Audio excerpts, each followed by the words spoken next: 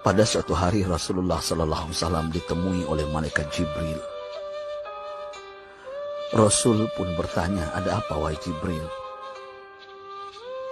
Jibril menjawab, "Wahai Muhammad, sesungguhnya hari ini Allah Subhanahu wa Ta'ala sedang mengobarkan nyala api neraka, dan seluruh para malaikat amat ketakutan. Mereka tidak tahu harus bagaimana. Untung aku ingat," kata Jibril, "bahwa engkau Muhammad adalah sumber cinta dan sayang Allah Subhanahu wa Ta'ala kepada alam semesta. Dengan alasan itu aku kesini, bertabaruk mengambil berkah dengan cinta Allah kepada dirimu, ya Rasulullah, ya Muhammad." Rasulullah terdiam beberapa saat, kemudian bertanya lagi, "Wahai Jibril, ceritakan padaku bagaimana neraka itu sesungguhnya." Jibril menjawab, "Wahai Muhammad, neraka itu bagaikan lubang-lubang yang terdiri dari 7 tingkat. Jarak antara satu lubang dengan yang lain ialah perjalanan 70 tahun. Lubang paling bawah adalah lubang yang paling panas."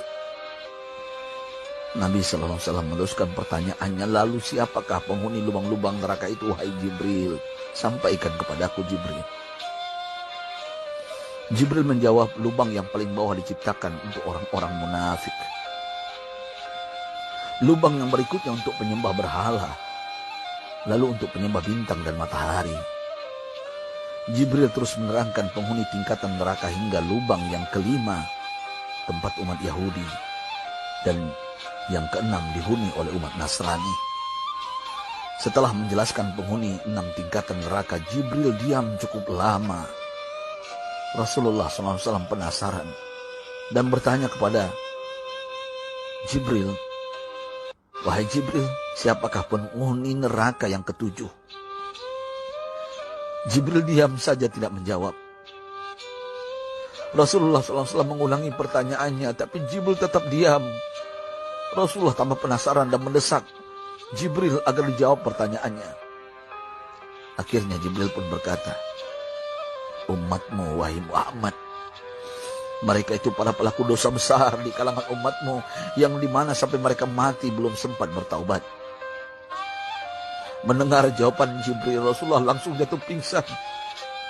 Jibril merangkulnya dan meletakkan tubuh baginda di atas pangkuannya. Tak berapa lama Rasulullah SAW sadar dan langsung menangis bersimbah air mata dengan terisak-isak.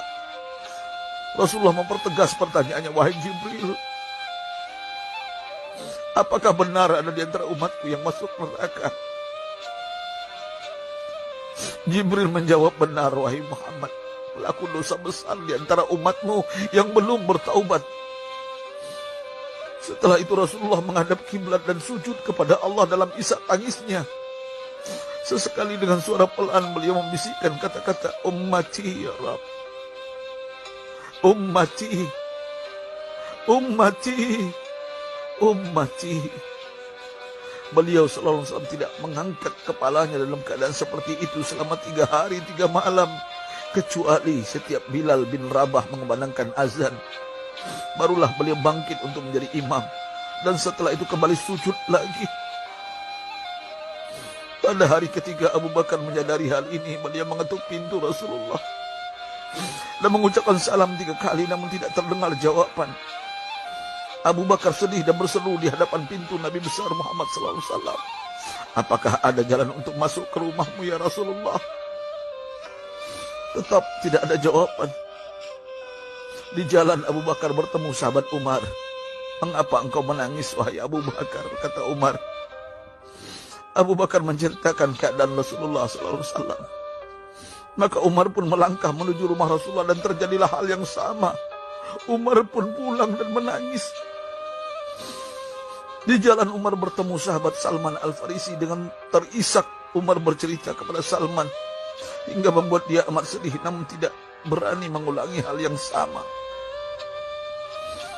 Salman melangkah menuju rumah Fatimah radhiyallahu anha dan menceritakan hal itu. Setengah berlari Fatimah menuju rumah ayah tercinta dan mengetuk pintu sambil mengucapkan salam. Mendengar suara lembut putri tercinta, sejuklah dada Rasulullah. Beliau bangkit dari sujud dan membuka pintu. Alangkah terkejutnya Fatimah melihat Rasulullah, ayah tercinta, amat kurus dan pucat. Fatimah memeluknya lalu menangis. Wahai ayah, apa yang terjadi? Mengapa engkau amat sedih seperti ini? Rasulullah kembali menangis dan berkata dengan suara lirih, wahai Fatimah, belahan jiwaku, bagaimana mungkin aku tidak sedih sedangkan Jibril mengatakan akan ada kelak umatku yang akan masuk neraka. Subhanallah, betapa besar cinta Rasulullah kepada kita umatnya. Sahabatku, Rasulullah mencintai kita. Antaman ma'aman ahbabta, engkau akan berkumpul dengan orang yang kau cintai. Mari kita mencintai baginda Nabi besar Muhammad SAW yang mencintai kita umat yang tidak rela kita masuk neraka.